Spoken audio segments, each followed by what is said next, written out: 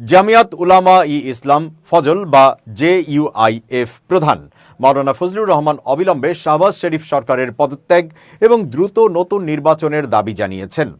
তিনি বলেছেন, বর্তমান প্রশাসন জনগণের প্রকৃত ম্যান্ডেটের প্রতিফলন নয়। বুধবার 4 ফেব্রুয়ারি এক প্রতিবেদনে এই খবর দিয়েছে সামা টিভি।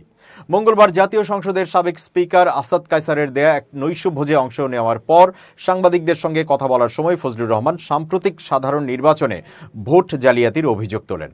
তিনি বলেন, 8 ফেব্রুয়ারি নির্বাচন কারচুপির শিকার হয়েছে। এটি জনগণের প্রকৃত রায় নয়। তিনি আরও বলেন, দেশে পছন্দমতো সরকার প্রতিষ্ঠিত করা হয়েছে। ফজলুর রহমান নির্বাচন কমিশনের স্বাধীনতা নিয়েও প্রশ্ন তোলেন এবং বলেন, যদি নির্বাচন কমিশন সত্যিকার অর্থে স্বাধীন ও সার্বভৌম হয় তবে তাদের উচিত অবিলম্বে পদত্যাগ করা, যাতে একটি নতুন কমিশন গঠন করা যায়। পাকিস্তান তেহরিকে ইনসাফ PTI নেতা আসাদ কায়সার নৈশভোজে উপস্থিত সব রাজনৈতিক নেতাদের ধন্যবাদ জানান। তিনি বলেন, আমি সকল রাজনৈতিক নেতৃত্বের অংশগ্রহণের জন্য কৃতজ্ঞ।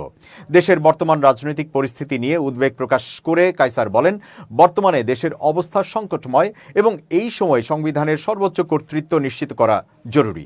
সাবেক প্রধানমন্ত্রী ও আওয়াম পাকিস্তান পার্টি APP এর আহ্বায়ক শাহিদ খাকান আব্বাসি বিরোধী দলগুলোর বৈঠকের পর একটি ঘোষণাপত্র উপস্থাপন করেন। বিরোধী নেতারা বৈঠকে দেশের রাজনৈতিক ও নিরাপত্তা পরিস্থিতি নিয়ে আলোচনা করেন এবং সিদ্ধান্তে উপনীত হন যে বর্তমান সরকার জনগণের প্রকৃত প্রতিনিধিত্ব করে না। ঘোষণাপত্রে আরও দাবি করা হয়, রাজনৈতিক বন্দীদের মুক্তি দিতে হবে এবং প্রিভেনশন অফ ইলেকট্রনিক ক্রাইমস অ্যাক্টের মতো বিতর্কিত আইন বাতিল করতে হবে। আব্বাসি বলেন, আমরা এই বিষয়ে পরামর্শ প্রক্রিয়া চালিয়ে যাব।